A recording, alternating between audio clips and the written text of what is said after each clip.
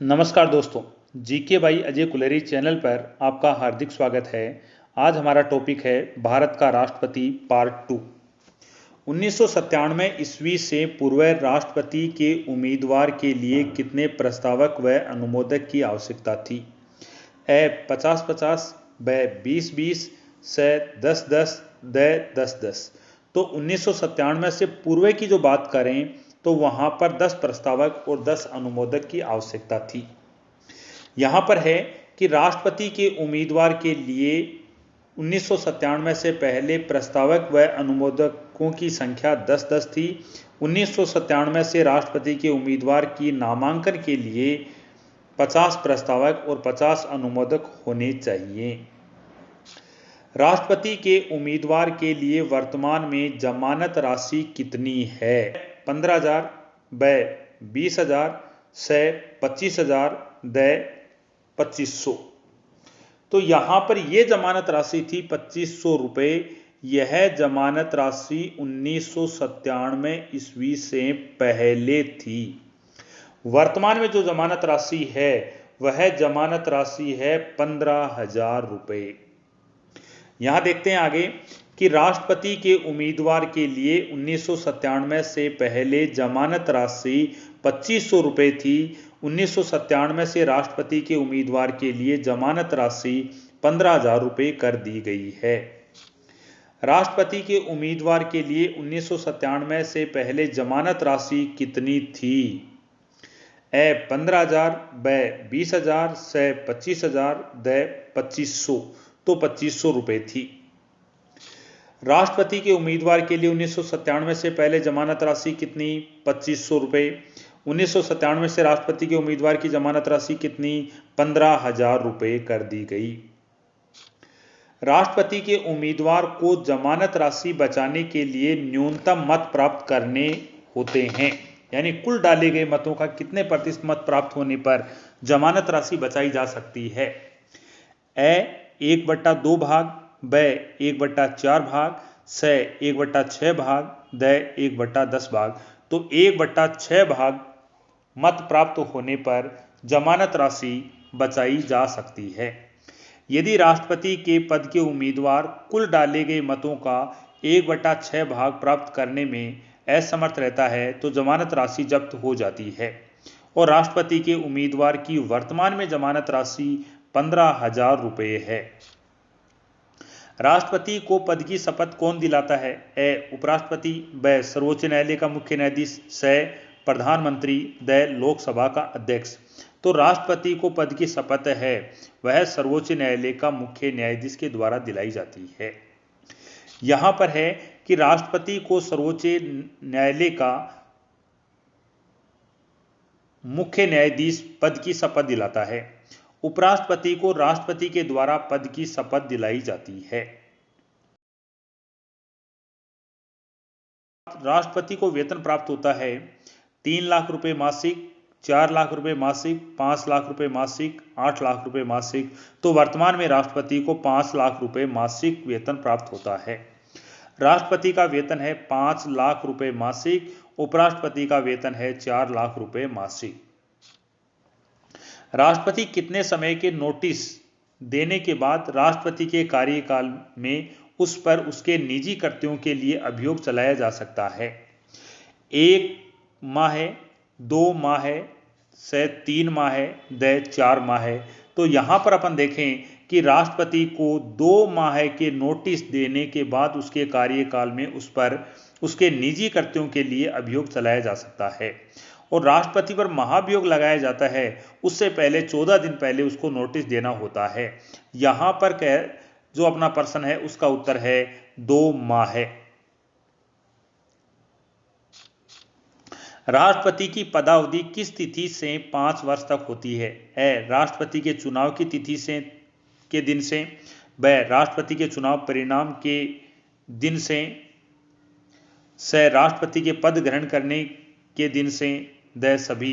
तो ये तिथि है वह राष्ट्रपति के पद ग्रहण करने की तिथि से 5 वर्ष तक अपने पद पर बना रहता है।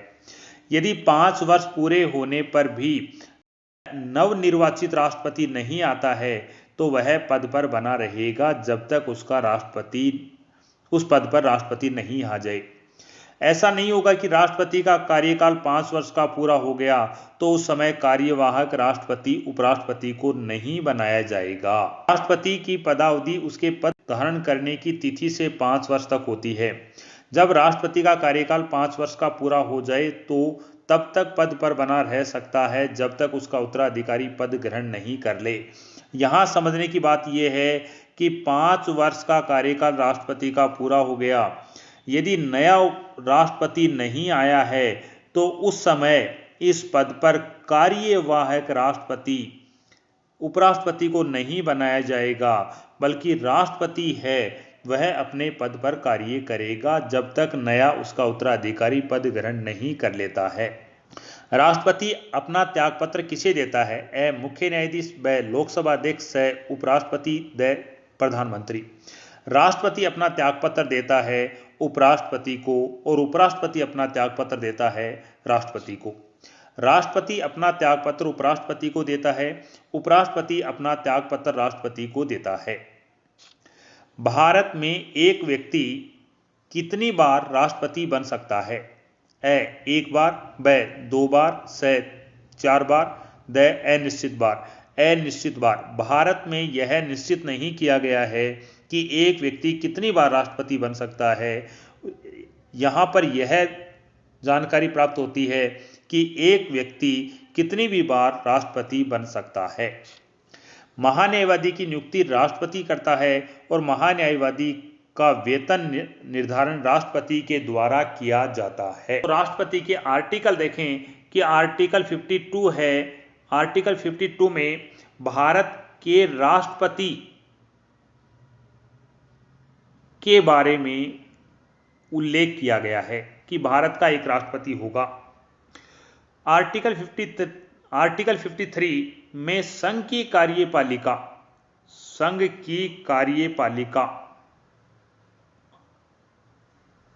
शक्ति का उल्लेख है। संघ की जो कार्यपालिका है वह नाममात्र कार्यपालिका है, वह राष्ट्रपति में निहित होती है, और संघ की वास्तविक कार्यपालिका है वह प्रधानमंत्री में निहित होती है। आर्टिकल 54 में राष्ट्रपति के चुनाव का उल्लेख है। राष्ट्रपति के चुनाव का उल्लेख है। आर्टिकल 55 में राष्ट्रपति के चुनाव का तरीका बताया गया है कि राष्ट्रपति का चुनाव किस प्रकार से किया जाएगा। आर्टिकल 56 में राष्ट्रपति का कार्यकाल का उल्लेख किया गया है कि राष्ट्रपति का कार्यकाल 5 वर्ष का होगा। आर्टिकल 57 में पुनर्निर्वाचन या पुनर्चुनाव। आर्टिकल 58 में राष्ट्रपति चुने जाने के लिए योग्यता का उल्लेख मिलता है। राष्ट्रपति के महाभियोग में भाग नहीं लेते हैं। ए लोकसभा के निर्वाचित सदस्य, ब राज्यसभा के निर्वाचित सदस्य, स विधानसभा के निर्वाचित सदस्य, द सभी। तो राष्ट्रपति के जो महाभियोग है उसमें संसद के सदस्य भाग लेते हैं और संसद के सदस्यों में लोकसभा व राज्यसभा के सभी सदस्य भाग लेते हैं, परंतु विधानसभा के सदस्य हैं वह भाग नहीं लेते हैं। यहाँ पर अनुच्छेद 61 राष्ट्रपति पर महाभियोग की प्रक्रिया का उल्लेख किया गया है। राष्ट्रपति की महाभियोग प्रक्रिया में लोकसभा व राज्यसभा के सभी सदस्य भाग लेते हैं। संसद में राष्ट्रपति होता है और उसकी सहायता के लिए 2 सदन होते हैं। एक सदन है लोकसभा और दूसरा सदन है राज्यसभा। राज्यों में शासन चलाने के लिए विधान मंडल होता है और विधान मंडल में एक राज्यपाल होता है। उसकी सहायता के लिए 2 सदन होते हैं। एक सदन विधानसभा और दूसरा सदन विधान परिषद होता है। कि राष्ट्रपति का जो निर्वाचन होता है उस निर्वाचन में भाग कौन लेते हैं, तो लोकसभा के निर्वाचित सदस्य, राज्यसभा के निर्वाचित सदस्य और विधानसभा के निर्वाचित सदस्य, तीनों व्यक्ति राष्ट्रपति के निर्वाचन में भाग लेते हैं।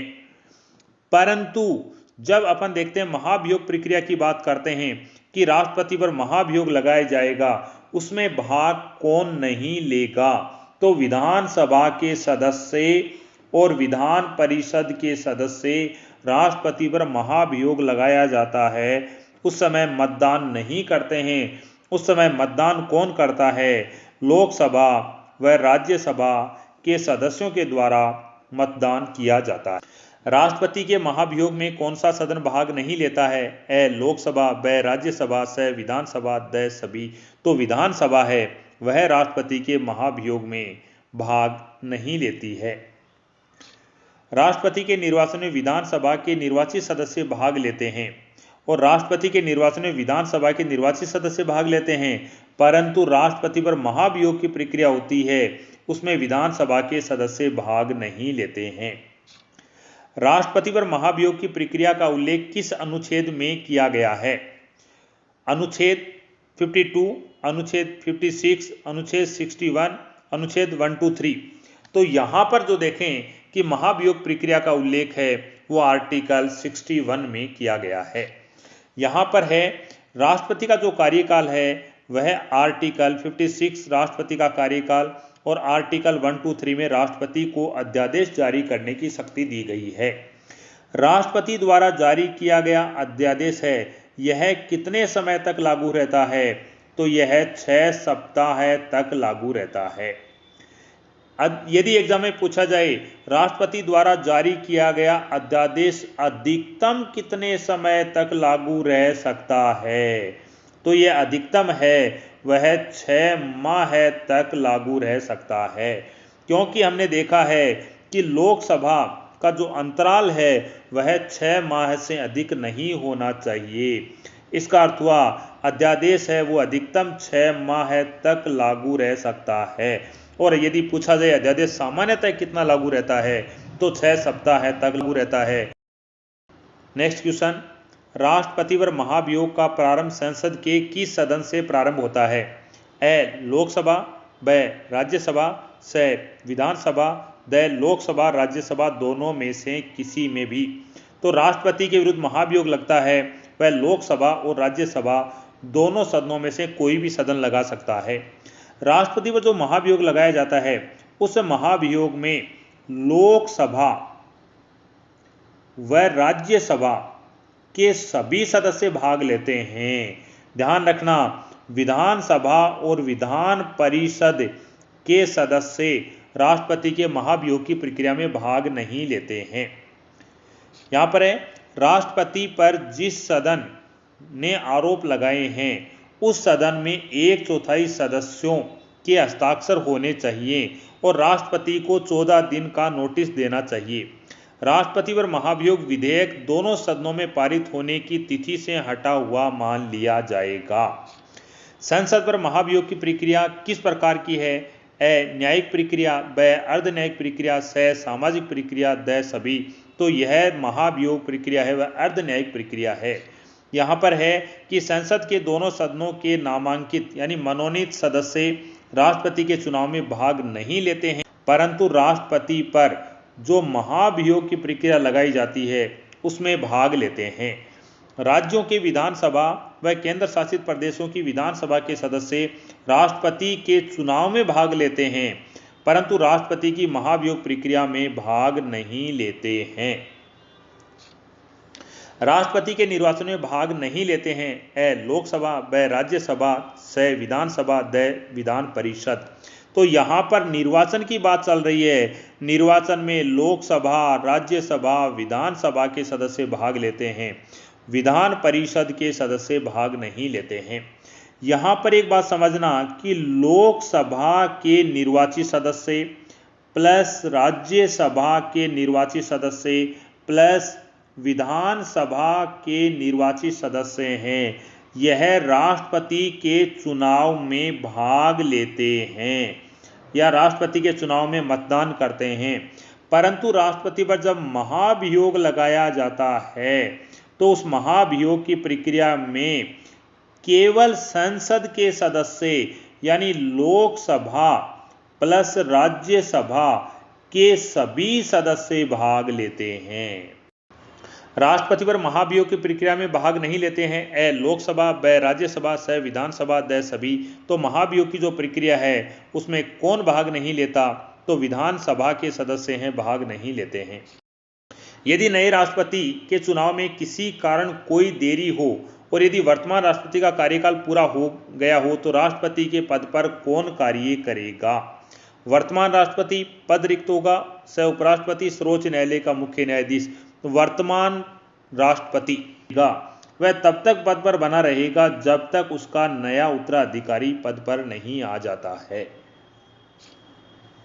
राष्ट्रपति का कार्यकाल 5 वर्ष का होता है और 5 वर्ष पूर्ण होने पर यदि उसका उत्तराधिकारी पद पर नहीं आया है तो वह पद पर बना रहेगा।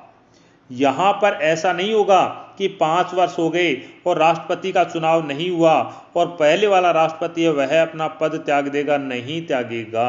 वहां पर कार्यवाहक राष्ट्रपति बनाने की आवश्यकता नहीं होगी। क्वेश्चन नंबर नेक्स्ट क्वेश्चन है, राष्ट्रपति का पद रिक्त होने पर कार्यवाहक राष्ट्रपति के पद पर कार्य करेगा, यानी कार्यवाहक राष्ट्रपति कौन बनेगा? राष्ट्रपति का पद रिक्त हो गया तो कार्यवाहक राष्ट्रपति किसे बनाया जाएगा? ए लोकसभा अध्यक्ष, ब राज्यसभा का सभापति, स उपराष्ट्रपति, द सर्वोच्च न्यायालय का न्यायाधीश। तो यहाँ पर जो कार्यवाहक राष्ट्रपति बनाया जाएगा वह उपराष्ट्रपति को बनाया जाएगा। राष्ट्रपति उपराष्ट्रपति दोनों का पद रिक्त होने पर कार्यवाहक राष्ट्रपति सर्वोच्च न्यायालय का मुख्य न्यायाधीश होगा और यदि राष्ट्रपति, उपराष्ट्रपति, सर्वोच्च न्यायालय का मुख्य न्यायाधीश तीनों का पद रिक्त हो तो सर्वोच्च न्यायालय का अन्य वरिष्ठ जो न्यायाधीश होगा वह उसको बनाया जाएगा। राष्ट्रपति उपराष्ट्रपति दोनों का पद रिक्त होने पर कार्यवाहक राष्ट्रपति कौन होगा? ए उच्च न्यायालय का मुख्य न्यायाधीश, ब उच्चतम न्यायालय का मुख्य न्यायाधीश, स लोकसभा का विपक्ष का नेता, द राज्यसभा के विपक्ष का नेता। तो यहाँ पर उच्चतम न्यायालय का मुख्य न्यायाधीश होगा। उपराष्ट्रपति राज्यसभा का सभापति होता है। यहां समझना एक बात कि लोकसभा है, लोकसभा में 2 पदाधिकारी होते हैं, एक होता है लोकसभा का अध्यक्ष और एक होता है लोकसभा का उपाध्यक्ष। राज्यसभा में 2 पदाधिकारी होते हैं, एक राज्यसभा का सभापति होता है और एक राज्यसभा का उपसभापति होता है। जो राज्यसभा का सभापति होता है, राज्यसभा का जो सभापति होता है वह सभापति उपराष्ट्रपति होता है। ध्यान रखना, राज्यसभा के सदस्यों में से राज्यसभा का सभापति नहीं बनाया जाता बल्कि उपराष्ट्रपति को राज्यसभा का सभापति बनाया जाता है। इसलिए कहा जाता है कि वह कौन सा सदन है जिसका सभापति उसका सदस्य नहीं होता, तो वह राज्यसभा है, क्योंकि राज्यसभा का सभापति उपराष्ट्रपति होता है और उपराष्ट्रपति राज्यसभा का सदस्य नहीं होता है। तो दोस्तों आज के लिए इतना ही। इसके आगे के प्रश्न हम अगले पार्ट में देखेंगे। देखने के लिए आपका धन्यवाद।